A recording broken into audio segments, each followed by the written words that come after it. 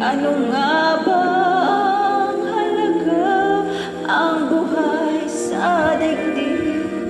Darating ba ang isang ngayon at magbabago ang panahon kung ang bawat pagdaingay laging paguluhan? Hindi ba dito sa mundo ang mga matang nakikita ay di totoo?